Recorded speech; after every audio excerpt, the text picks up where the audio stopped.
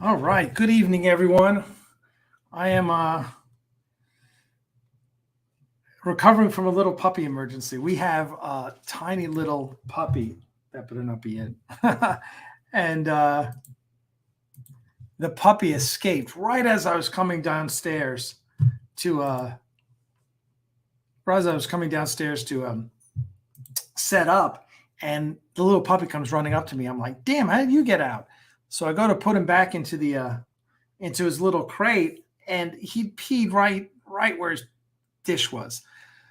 So I had to take care of that. And meanwhile, our brand new setup, the camera, I don't know what's going. Jeff and I have to work on this because it's not the camera is not communicating with the computer. We have this great setup which we used this morning to great effect. It was really awesome. So right now, it's all right, but kind of not getting the full effect. I guess I got it. Well, that doesn't help, but you can see some of my stuff behind me there. Yeah, my Peloton over here isn't supposed to be in the camera frame. So, all right, let me check everything out. Chris, we need to send Dale an invite. I had sent that to Stogie. I didn't know Stogie was not here. So if you can please get Dale Simpson on. Let me, as a matter of fact, I will tell.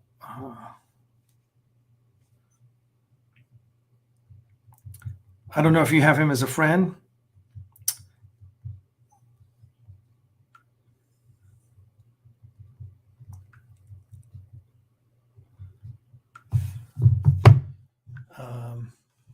Well, find Dale Simpson. He's my friend on Facebook. Just message him from Facebook.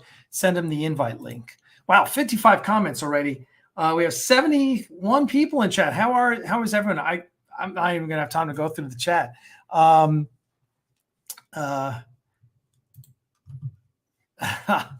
Thank you very much, LS. And hopefully Dale, if you can contact Chris Weave, he will send you the invite because Facebook just crapped out on me on this computer as well, and I don't have time to go through the code generator and everything. So if you guys can hook up, he will send you the link so you can join us here. Oh, there he is. All right. We'll add him to. What's up, Chief? Hey, how's it going? Good. I wore my hat this morning. I'm glad I'm not wearing my hat now. Hi to everyone out there. Thank you for joining us on Axanar Confidential, the emergency edition. You didn't hear, but I walked downstairs with my mic and my computer and everything, and there's the little teacup chihuahua running around loose, and I'm like, how the hell do you get out? But he dug out of the crate, and who knows, he may show up at any time. But so I went to put him away, and he had peed all over.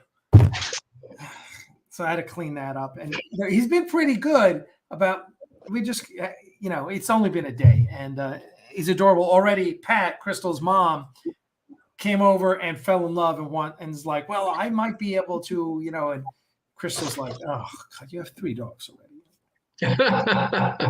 But he's adorable. He's just such a cute little dog. And of course, yes, indeed. Silver Bullet, thank you. I think so too, right? Puppy emergency is always a good excuse. That's like the best excuse. Puppy's name. Well, okay, so for understand the situation, and I will let me see if I can. I will send Chris Weave one of the photos, and Chris can pop it up since my. Let me send you. I'll send you a couple of puppy photos here. Of course. Not working. Messenger's not working either. So he was about a week ago. There was a joint message, and it's like, hey, there's this little puppy. He was found at a Walmart parking lot. Someone almost ran him over. Cute little thing. He was 2.1 pounds when they found him. A little teacup chihuahua, and they said we need a rescue. We need a foster. So I contact Amy, who's our main rescue. I say, hey, if we foster, can you place him? She's like, that little thing, like we'll place him like that, right? Which no surprise. And so I said, okay, we'll foster him. And so I just picked him up 2.5 hours. He was in Rome, Georgia, which is 2.5 hours away, Marjorie Taylor Greene country. So home of the Jewish space laser.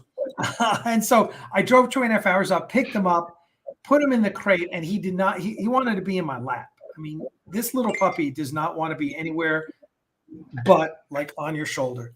And so he was in the crate, and poor little thing, it's a 2.5 hour. Well, it was actually like 4 hours home, because I took him first. I had to stop by Crystal's, the guy's the DP and director of Crystal's Supergirl film. And then I had to take him down and get shots. He had to get his a couple of his shots and his dewormer.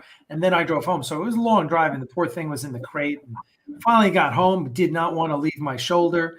Sat there. He was just adorable. We set up this great crate system with a big crate for his blanket and his pillow, and then a crate where his pee pads are. And first night, they get it. First night, all the poops where it needs to be, most of the pees where it needs to be. He's good. He's an adorable little dog. What can I say? We talk dog rescue here, folks. So the puppy's name. So the family that had it for a week named him Buster, but we have a rabbit named Buster. So I was like, we need another name. So tentatively, as of now, he's named Skittles. Although Crystal wants to name him Little Bit, because we have Pee Wee and Itty Bitty and Little Bit. I know. Well, it remains to be seen. So we'll see. But thanks everyone for asking about him. He's adorable. If I can get, oh, here we go. I'm going to get a photo. I sent a photo to Chris Weave, and Chris will put that photo. If he can, there's a couple photos. He'll put the photos up here so we can all take a look.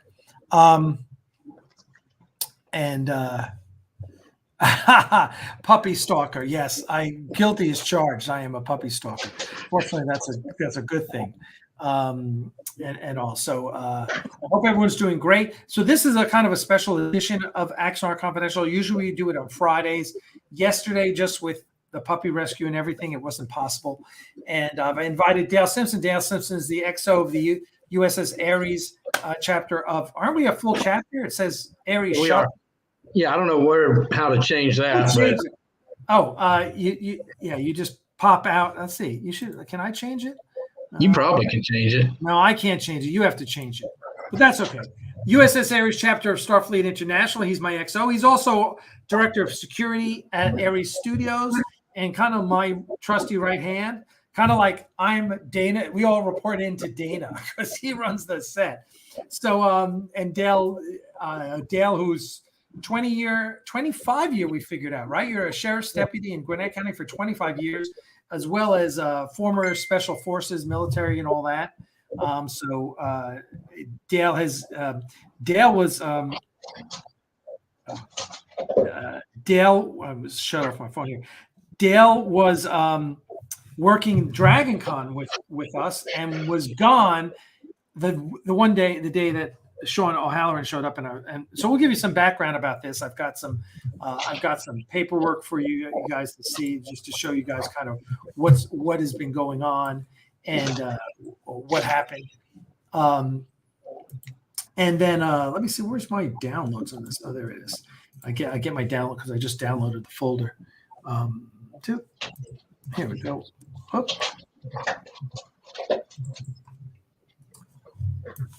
So I've got some things to show you. So listen, I think this is less about this episode is going to be about stalking, how we got stalked.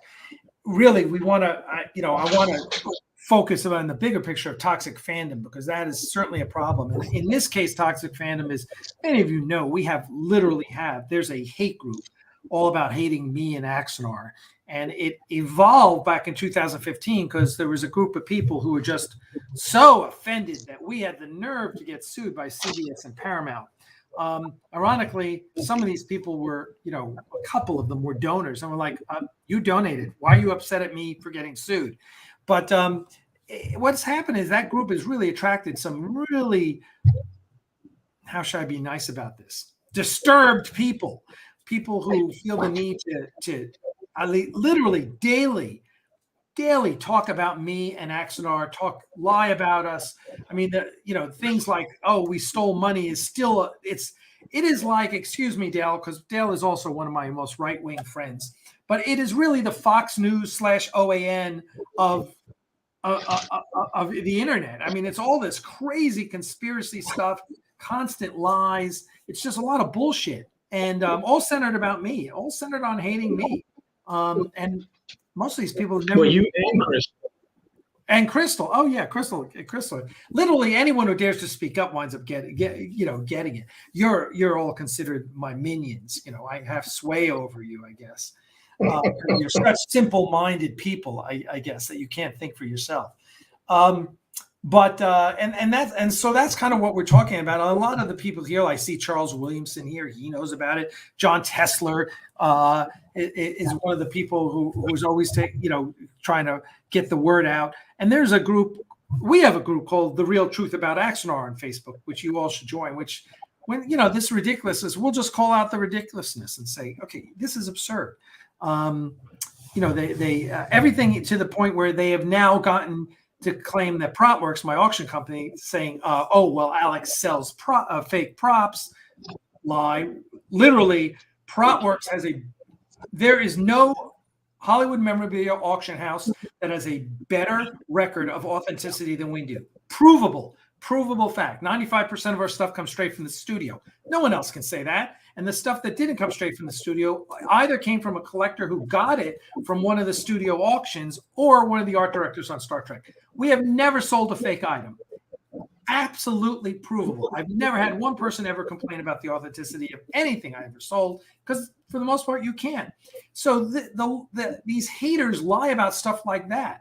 They lie about me stealing money from a widow. Who recently wrote me a letter and thanked me so much for everything I've done. All this great, and now they're Dean Newberry is even saying, oh well, he dated underage women. Really? When? I mean, granted, Crystal looks young, I'll grant you, but she's 38 years old, for Christ's sake. And before that, Diana, who's a little older than that. I mean, it's just absurd. They just, and who are these people that feel the need to every day wake up thinking about me? That's kind of disturbing. It's not kind of disturbing. It's absolutely disturbing. And so, and what happens is it's gotten to the point where they are trying to dehumanize me. They are trying to, create a situation where everything I do is somehow suspect. By the way, I just poking around as I'm filling orders today. Today we were filling orders for, I'll just move this up. You can see that box full of, I was filling orders for the pins that came in, the Starfleet, many of you know these pins, the Starfleet medical fully vaccinated pins, and the Dragon Con ones. And I went into the reports. I was like, oh, reports, let me see. We have filled, I guess how many orders we filled in the past, what has this been, 2 years, Dale, since we started this little store? 7,000. I filled 7,000. That includes perks. All right. There's probably 1,000 perks that we shipped out with that. But, even if it was 2,000 perks, that's still like 5,000 orders. People buying things and we're sending them out. And you don't see any, if the haters were true, I'd be screwing all these people and running off to Mexico with the money. But what happened is this one particular individual who ran the haters group over on Facebook, he's just been obsessed with me to the extreme, like really disturbingly obsessed with me. he just can't live without attacking me. And it's for a guy who's got 3 kids and a wife who's, a teacher, it's really unsettling, that someone is so obsessed with me. And the fact that they put that he's in charge of this haters group just makes it that much worse. And so what happened was when we went to Las Vegas to do the Star Trek Las Vegas convention, all these haters rode into the Las Vegas Creation Convention and tried to get us thrown out, which didn't work. I've known Gary for 30 years. And so I just put out an email and said to all of you donors, I said, hey, write a letter to Creation. And dozens and dozens of you did. You flooded Creation with emails. And Gary was like, I get it. It's cool. And so thank you, everyone who wrote the letter. So we get there, and the first thing we learn is that our booth at Creation is right behind the hater. The haters had a booth. Shawn O'Halloran, the one who stalked me, was set up at a booth for this other prop dealer who was involved in a lawsuit with me and settled with me behind me. And I didn't want to be right behind them. So I asked to be moved all the way to the farthest opposite end of the hall. And Creation did for us. They moved us to the other end of the hall. We had a great show. It was awesome.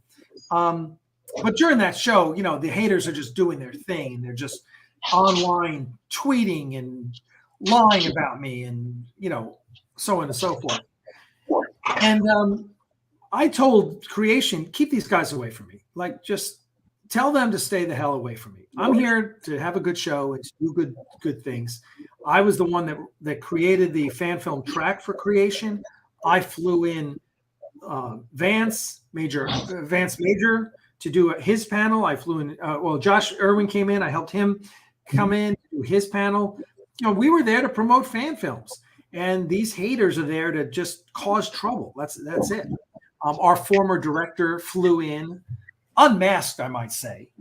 For a guy who complains about his wife's health, to fly into a convention with 10,000 people and never wear a mask and not wear a mask around a lot of people is just a little irresponsible. But so we got through that convention, and the stuff they were posting. I mean, Shawn was taunting me, telling me he's like, I'm going to show you all this because I'm kind of walk you through the stuff I presented to the judge. To the point that then 3 weeks later, Shawn flies across the country, shows up at Dragon Con, comes to our booth when Dale's not there, and Dale was off that day, and Crystal had just walked out of the booth, like literally just walked out of the booth. Shawn O'Halloran, mask and all, comes up, starts screaming at me, starts threatening me, has a phone in my face, and that's assault. That is textbook assault, correct, Dale? Oh, yeah. And you've seen the video. A lot of people have seen the video. I knocked the phone out of his hand because he was being an asshole. And so I knocked the phone out of his hand. And then he charged through the booth, knocked everything over, grabbed the phone out of my hand. And I called and we had already called as soon as I realized who it was, I turned around and told Rob Hayes, who's one of our actors, to go get security. And so I was just yelling, security, security. I'm just waiting for security to show up. So security shows up, and without going through all the details of what happened, because we found a lot out at this hearing as well. The police officer gave me a ticket for disorderly conduct, and it is literally a ticket. It's a citation. I didn't get charged with anything, as they claim I was criminally charged. No, that's bullshit. It was a municipal citation. The police officer said it's like getting a ticket, a speeding ticket. So, and the other police officer said you didn't do anything anyone would have done in the same exact situation. So the haters like to make a big deal out of that. I was like, okay, you flew across the country to confront me. That is sick and disturbed on such a level. And so, he flew specifically to confront me and provoke me. And he had Dean Newberry, another hater, off to the side with a camera. Now, What involvement Paul Jenkins, our former director, who's making this hit piece documentary, we don't know yet. We're going to find out, certainly in Discovery, if he was part of a conspiracy, because basically we know that a conspiracy simply means multiple people were planning something criminal. Correct, Dale? You're my legal expert. Yes. Is that what a criminal? That's a conspiracy, right? Multiple people involved in. So, I found on Tuesday after DragonCon, I'm in the courthouse and I'm filing for a temporary protective order, which some people would call a restraining order. It's not really a restraining order; it's a protective order, but it tells someone keep the hell away. And we were then scheduled for an October 5th hearing, at which a judge would decide if that temporary protective order would be extended for a year. And you basically have to prove this person's stalking you. Jump in if at any point I'm wrong there, Dale. No, you're completely correct. So Dale came as one of my witnesses if I needed him. Crystal came, of course, and our good friend Reese Watkins drove up from Macon 2.5 hours away. Reese is one of our key volunteers, one of the key people in Axanar. And there's Vance. Vance Major, how are you? Okay.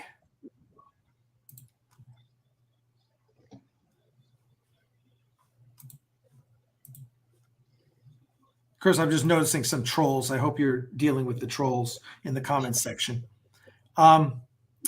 Here, 10 forward needs to get blocked. I think. Look, if you're one of the haters, get the hell off my stream. I'm not interested in your bullshit. All right. You're all a bunch of sick, twisted idiots. So please go away, really. And I think Shawn, if anything, Shawn is a model of like, we're not, I've got a lawsuit against Paul Jenkins for copyright fraud and defamation. And now we have a temporary restraining order turned into a temporary protective order turned into an annual protective order against Shawn. We're not going to take it from these idiots. This has gotten real, and you guys the haters have stepped over the line, and we need to deal with it. So anyway, what I wanted to do, and let me see, I think I can share. Let me open I'm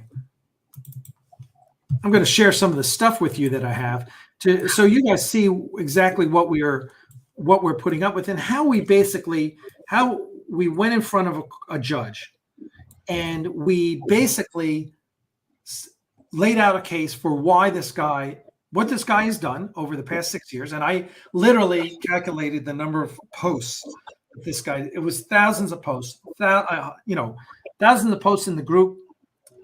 He's posted, I forgot how many hundreds or 1,000 times he posted, how many comments he's posted. And that's how I led basically this, I had a whole book, a whole binder full of notes. And most of it is literally his Facebook post, because it's that easy. It's very easy for me to say, here's his Facebook post. Let his words speak for themselves. So the first thing I'm going to share with everyone here is let me share. Here's what stalking is. Okay, this is under U.S. federal law. Someone commits the felony of stalking if that person places another person in reasonable fear of death or serious bodily injury to him or herself, his immediate family member or spouse or intimate partner, causes, attempts to cause, or can reasonably be expected to cause substantial emotional distress to the target of their conduct, or acts with the intent to kill, injure, harass, intimidate, or place the victim under surveillance in order to kill, injure, harass, or intimidate that person. That last one is the key one, because that's on camera. He did it on camera. It's right there. Okay. This is the federal law for stalking. And that was one of the first things I presented to the judge. The other thing, because people don't always know what people don't always know what assault is. I think people often get assault and battery mixed up.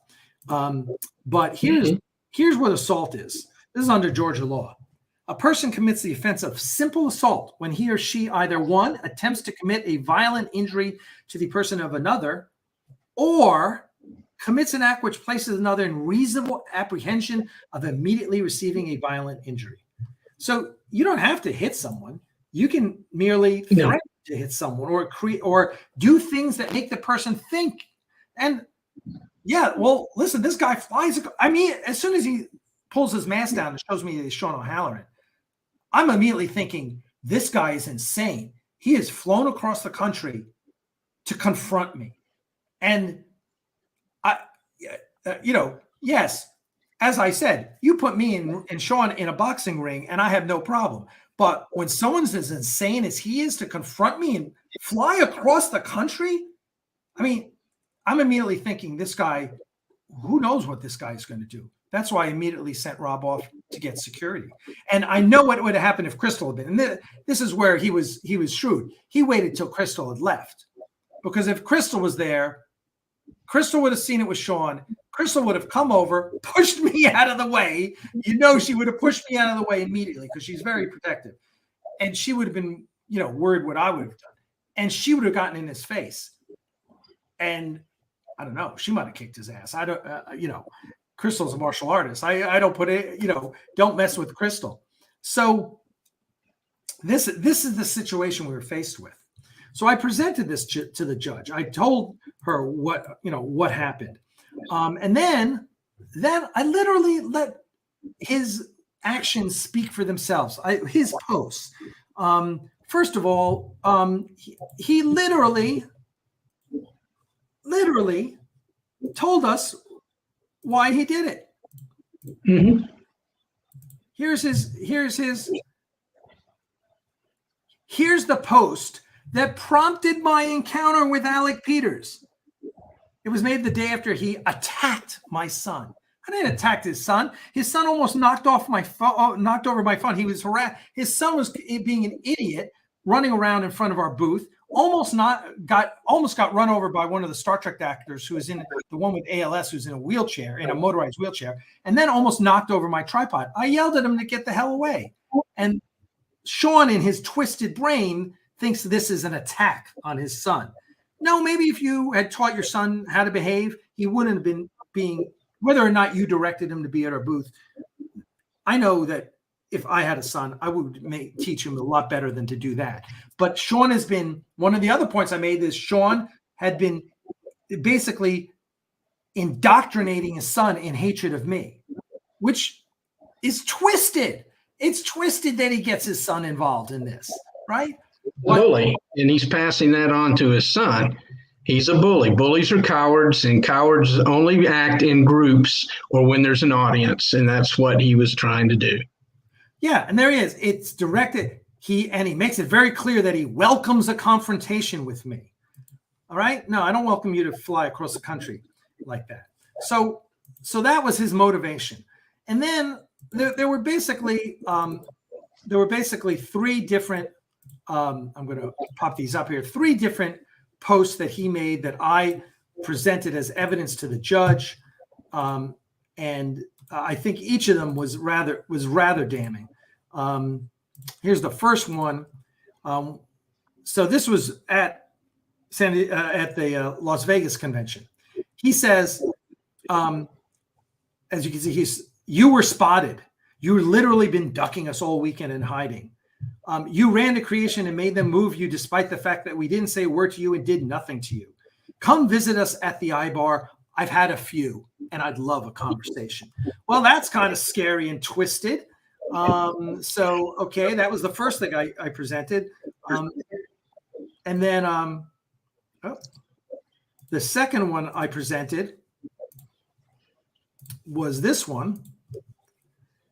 And this was really, I think this one really hit home with the judge. Look at the bottom. Funny how you didn't have the balls to say that to my face at 5:00 p.m. when you passed in front of us without making eye contact, as I yelled at the top of my lungs, Alec Peters, run, you coward, at you repeatedly while walking behind you as you literally sprinted to your corner. This is his words. He is literally admitting to harassing me and stalking me.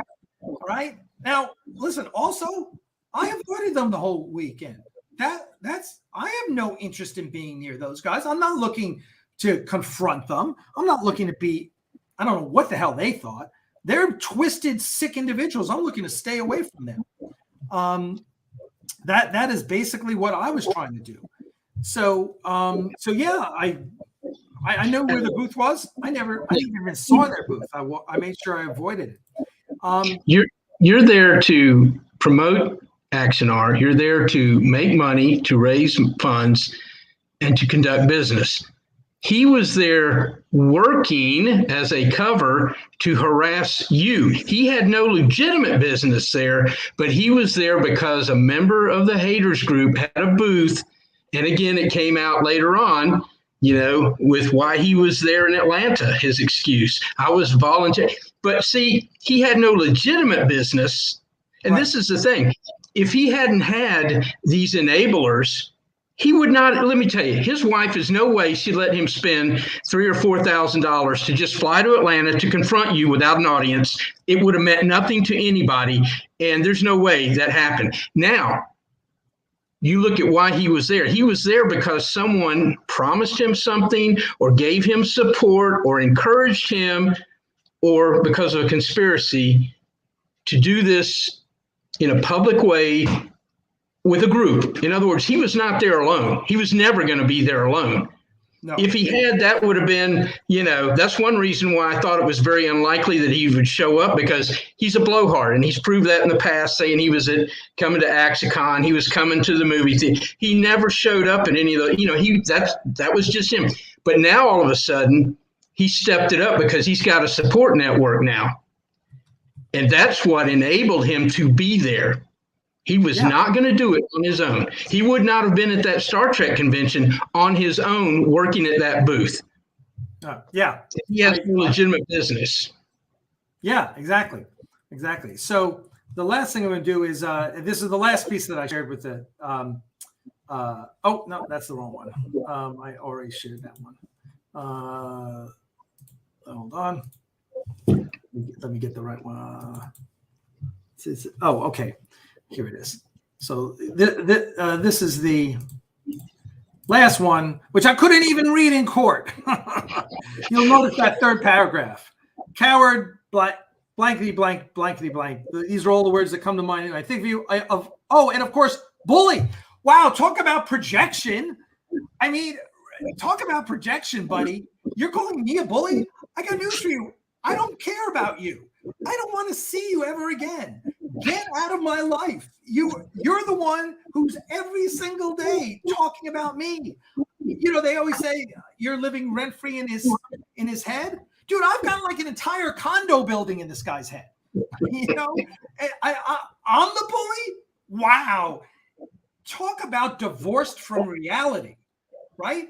I mean, and this is why I literally think this guy's mentally unstable. Is comments like that. It's just, he is so wound up in his head and why? He wasn't a donor to my project. He had nothing to do with my project. But he said in the past, well, I demand justice. I'm going to see that I hold his feet to the fire. Oh, get away. That is just, it's pathetic. It really is pathetic. And it's just a sad state. So I presented all this to the judge. And I'm going to tell my piece, and then I'm going to let you tell your piece as an observer in there. I felt I was doing pretty well with the judge, because really I put these things out there. And, well, first of all, any neutral person who knows nothing about this, who hears that this guy this defendant has posted thousands of comments about me, has posted hundreds of posts about me, has posted the things that I presented as evidence. You're going, well, that's kind of bizarre, right? And then I got on the stand, and his lawyer, he hired a lawyer who admitted he wasn't prepared. He literally said, I haven't had that much time to review this case. So, and the first thing he does is start asking me about my law degree. And I was like, I know where this is going, because the haters have been saying that I was disbarred, which is a lot of bullshit. Another hater lie, right? Alec was disbarred. That's why he doesn't have a law license anymore. No. So, and I saw this coming. So he starts talking about that. I go, this is how stupid they are. They literally, all these haters literally believe the bullshit that I was disbarred. Why? Because in their mind, I'm some evil, evil person. No, what happened was I graduated from law, and I say this. I'm like, okay, yeah, I graduated from law school in '87. I passed the bar in '88. Got sworn into the bar in '88. Then I went to coach at USC, and in I think it was my second year in coaching, they started continuing legal education requirements to maintain your bar license, and the bar fees were a few $100s a year, and I wasn't practicing. I didn't want to pay for a law license in a state I was never going to practice in, so I gave it up. I just wrote the bar and said, "Take me off the roll." That's the story. And so and their lawyer was like, "Oh well, I just wanted to establish that because we're going to ask for legal fees." Okay, you do that, because that ain't happening. And then he starts on about the money and fundraising, and she just cuts him off. She's like, "Excuse me, what does this have to do with anything?" And she just shuts him down. Their lawyer, Shawn's lawyer, so fast, shut the whole thing down. And listen, when I was in the lawsuit with Tiana Armstrong, my lawyer Corey, after my deposition, at lunchtime for my deposition when I was being deposed, and we went out to lunch, and he was like, "You're the best deposition witness I've ever had." He says, "Because you're a lawyer and you just see it all coming." And I said, "Thanks. Yeah, I'm glad, because I think my dad would probably be glad that all that law degree money, law school money, went to some good use." So I go up on the stand. I'm not what you put me on the stand. Who knows the facts of the case better than me? And I know how to hold my own. And I don't think he got anywhere with this. They like to hang it all on me calling in a private message. I referred to Shawn's son as Hitler Youth. And I said, yeah, you know why I referred to that? Because he's indoctrinating his son into hatred of me. I introduced all of that, all the screenshots of him doing that. He's indoctrinating his son. That's how hate groups work. That's how the KKK works. The KKK in one generation to the next indoctrinates in hate. And that's what Hitler Youth were. It was indoctrinating kids into hatred. So yeah, in a private message that wasn't public, I called him Hitler Youth, and you happen to get a hold of that private message. Congratulations. I stand by the statement. And so that was like their big argument, and that was provocation. But his whole argument, the whole thing was, I was justified in doing this. That was his argument. I was justified. He called my son Hitler Youth. I was justified. He attacked my son. No, I raised my voice, right? Because you couldn't do it as a parent. I said I'd go 10 rounds. He said he wanted to go 10 rounds with me. I said, and he said, "Did you say this?" And I said, "Yes, I said I'd go 10 rounds in a ring, a boxing ring." And I joked with Crystal. I said, "Dude, we should do this as a fundraiser, as a charity fundraiser. I'll take on all comers. We'll charge money and we'll give it to charity in a boxing ring. Marcus of Queensberry rules with boxing gloves, right?" That's not an invitation for you to come up to me at an event, fly across the country, come up to me and then yell in my face, "Let's go 10 rounds. Let's go 10 rounds," as he did, which if you watch the video, and he did. And so I was like, yeah, okay. Yes, I said that. So the things they were trying to hang me on, I readily admitted saying them. I put them in context, and it took away all the power of what their argument was. So by the end, and then in the summation, his lawyer talks about a case that has nothing to do with what we're talking about. He talks about a case where a poet tried to get a temporary restraining order against an internet group who was defaming him. That had nothing. I wasn't trying to do anything against Axanar. This was against Shawn. And the judge was like, yeah, that has nothing to do with anything. And I even went to rebut it, and she said, no, you don't need to rebut it. Right at the end, she shut me down. She's like, no, we're good. And then she ruled in my favor. So that was the case. That's what we laid out.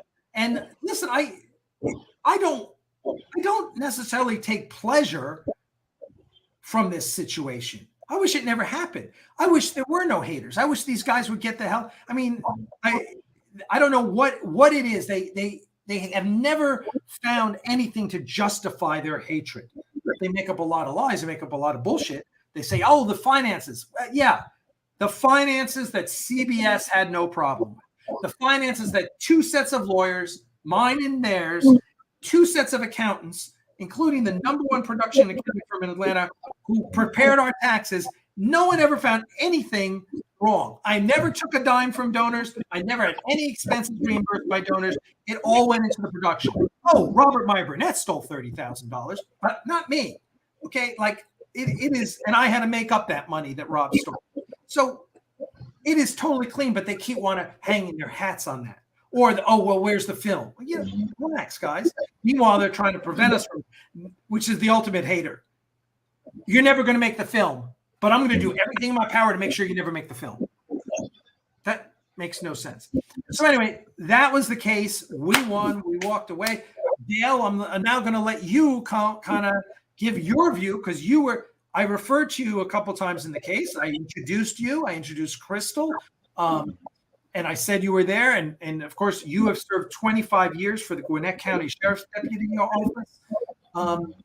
So you know this. I mean, how many domestic disturbances or TPOs were, I'm sure you had it many, many times. So why don't you just take it and kind of give your kind of color commentary, if you will. Well, yeah. And for a TPO, it's not like you're trying to charge someone with a crime. You're basically asking that the judge or see that there's enough evidence to order a restraining order against someone because of their behavior. And, if you look at all the elements that make up stalking or harassment, you outlined them, then you nailed them one by one. You presented, and again, your job was easy because honestly, they did 90% of the work by posting all that stuff online. It was a plethora of comments that were used against them. It was their own comments. And they provided the context. That was the crazy thing. You didn't even have to work that hard. The judge at one point, I think you entered into evidence maybe 3 comments, and you had plenty more. And she goes, nope, that's plenty. And she immediately, when in her mind, she tallied up the totality of the circumstances. And when it hit what she thought was a justified number, when it met all the criteria that she was looking for. And if it hadn't met the criteria, you would not have gotten the TPO. But it was so overwhelming that it met the criteria for what you were asking for that, it was easy. It was really easy for her to make that decision. Even the judge, and this is the part that was really damning. So when his attorney put him on the stand and said, did you have the intent to cause harm? Oh, no, Lord, no. And he goes, and we agree it was a juvenile. Oh, it was a juvenile act, and it was ridiculous. It was ridiculous, and it was stupid. It was very stupid. You regret you did it. I regret I did it. So, he's admitting to it. And again, just because you fall on your sword and say mea culpa doesn't wash away the fact that you did it. So he confessed to doing it, and he thought that by doing that, it would somehow mitigate the facts, but it didn't. It just, if anything, the judge goes, well, okay, this is an easy one. He's admitted to it. And there's no justification for being a bully. There's no justification for assaulting someone. There's no justification for flying halfway across the country to confront someone. And just so you can really make sure that it's, it's good, you have your own people filming it, and you have a witness on hot standby. So, without those people there to enable him, I don't think he would have ever done it. But he had people enable him. And of course, when he showed up, I looked over and guess who's sitting on the front row? Carlos Pedraza, trying to film a proceeding when it says clearly from the parking lot all the way through the screening station, all the way into the courthouse, no phones allowed. There's Carlos trying to video a proceeding. Now, because it's a TPO, okay, it's doubly bad. You're not supposed to video a witness or take video of a hearing on a protective order. This is not a criminal trial. This is a protective order. So he was not only wrong, he was doubly wrong. And I'm surprised that he could have been held in contempt. But when Crystal tapped me and said, "Is that Carlos?" I looked over and Carlos has got his phone up, and I was in the back row because I don't want anyone behind me. And I leaned over to the deputy. I said, "Excuse me, deputy, that gentleman over there is trying to video this proceedings." And he stood up, went over to him and said, "Sir, you got to leave." And they walked out.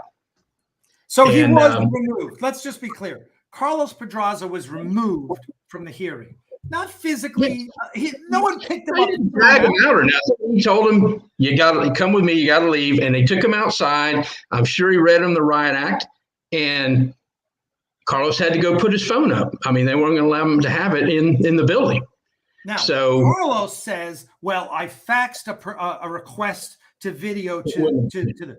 Okay, so even if you did, Carlos, no one responded. That's not permission. You never got permission to videotape that. But it wouldn't have been arrogant slime that guy is. He tried to do it anyway, and then said, "Well, I sent in a fax." That's not permission. That's requesting permission. Did anyone grant permission? No. You snuck in there. Yeah, if I had known that, I would have asked the judge to hold him in contempt.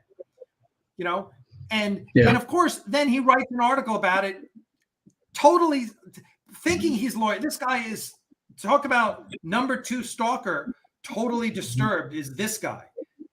Yeah. He claims to be a journalist. He's not. He's a blogger. Who blogs about what? Me. That's all he's ever blogged about, right? Created this whole blog to blog about me. He's freaking, it's all lies or putting me in the worst light, and then he has the nerve to complain that we are saying he was removed from the court. Well, he was removed from the courtroom. Asked to leave. Meanwhile, he writes a whole article about me sneaking into Dragon Con after I was like, "No, I didn't sneak in, dude. I had a professional badge. I was allowed to be in there. They took my dealer badge, and they took Shawn's badge, and which was not a dealer badge. Shawn did not. He was not there as a dealer. So, but anyway, it's just more nonsense, and it's all about a fan film. It's all like you guys are spending your lives attacking me about a fan film. And when they asked him about that, he said in the TPO hearing, "I was there assisting, volunteering, helping a friend, Paul Jenkins." Really? You flew all the way from Arizona to keep a seat warm next to Paul Jenkins. Boy, I bet he wouldn't have sold a thing had you not been there. Oh, my God. What could you bring to that party? Well, let's see. I walked up to the 4th floor with Alec. We walked around. Guess what? No Meta Studios table. No Shawn, no Paul. I'm not saying they weren't there. They might have been in a corner somewhere, but we went through and at least 5 different people, artists, dealers, vendors, knew Alec, stopped and talked. "Hey, Alec, are you going to do drinks with us today? Are you going to have dinner with us this evening? How are you doing? Let's talk." I never saw not one person mention anything about Paul Jenkins. I didn't see his presence there. Again, not saying he was there, but I don't know what Shawn was going to bring to that table. Yeah. What could he have been there for? Oh, wait, he could have been there to create an incident so that Paul could have a friend of his, Dean Newberry, who's also involved in litigation, video it, and then Paul could use that video footage in his mockumentary. Oh my goodness, now it kind of makes sense, doesn't it? And just to make sure we're accurate, actually Dean is not currently involved in litigation with me. Yeah. He was removed from the suit for jurisdiction. So anything would be pending. But as Jonathan Lane says, wow, just don't poke the grizzly bear. Yeah, and it just shocks me that these guys are so anxious to keep talking shit about me. It's just like I've been very clear, and they all want to say I'm such a bad guy. I'm such an a-hole. Well, you know what? There's not one person that has emailed me or who can say Alec was an asshole to me. Look at this email. Alec was an asshole to me. Every single one of those people was an asshole to me first. I'm not predisposed to be, an ass to people. I'm nice to people. But if you come at me, I'm sorry. And I'm a bad Christian. I do not turn the other cheek easily. If you send me a nasty email, you're going to get a nasty email in return. Or a sarcastic email. I've heard numerous times, Alex, offer to bury the hatchet with people, to let bygones be bygones. I've heard you numerous times say that about all of these people. Like, look, I don't have, yes, they annoy me. I don't hate them. If they went away, I'd be fine. If they wanted to bury the hatchet, I'd be fine. If they wanted to settle, I'd be fine. But no, they keep pushing and poking and prodding. And unfortunately, they bring everything on themselves. And Paul Jenkins is the perfect example. He had the perfect opportunity to walk away when I fired him because he was way unprofessional. Even his CEO admitted he was unprofessional. I gave him the offer of a separation agreement, and it was like, you will keep your credits. We won't say a bad word. We part as maybe not friends, but we will part as professionals. You go your way. I'll go my way. I'll say, yeah, he was just too busy to finish the project. He refused that. Instead, he put out a defamatory press release. Instead, he filed a copyright to try and prevent us from using the footage. And when that copyright didn't work because he listed us as joint authors, he filed a fraudulent copyright claiming he was the sole author. Fraud. Paul Jenkins committed copyright fraud. Okay? He did. A copyright fraud. We can prove it with beyond a reasonable doubt. We have compared every single the amount of work my lawyer has put into this case is mind-boggling. And every single document we have, they had the chance. They had a chance 2 weeks ago to mediate it. They didn't want to. They continue to be uncooperative, I'm just going to say. Listen, we gave him a settlement offer, and I can talk about it now because he published it through Carlos. We gave him a settlement offer after I'd spent $15,000. We said, give us the copyright, walk away, take down the defamatory press release, and walk away. No money changes hands. That's it. Both parties walk away. He refused. He didn't even refuse. He wouldn't even respond to that. He told Jonathan Lane, "Oh, my wife is being this is hurting her. This lawsuit is hurting her because she's sick, and this lawsuit is stressing her out." The next week, we gave him a settlement offer. Well, I guess his wife's health didn't matter too much because he didn't even bother to respond to that settlement offer. Didn't even bother to call. What did he do? He thought he was a wise ass, and he gave it to Carlos Pedraza to publish our settlement offer, just like he published the confidential settlement agreement between us and CBS. Okay, I did not ask for this lawsuit against Paul. I do not want this lawsuit against Paul. Right? Am I enjoying it? Hell yeah. It's like a complex game of chess, right? And right now, I got all the pieces on the board. It's great. The problem is, no, it's a waste of everyone's time. Again, it's a freaking fan film. Why are we wasting time over suing? Just take down your defamatory press release and give us a copy. There is nothing he can gain. Nothing he can gain. Is that my dog? Anyway.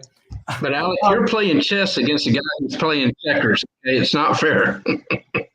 Well, I don't want it. I'd like all my energies to be going else. Every minute I have to spend on this lawsuit is time that I don't get to spend on Axanar, right? Yeah.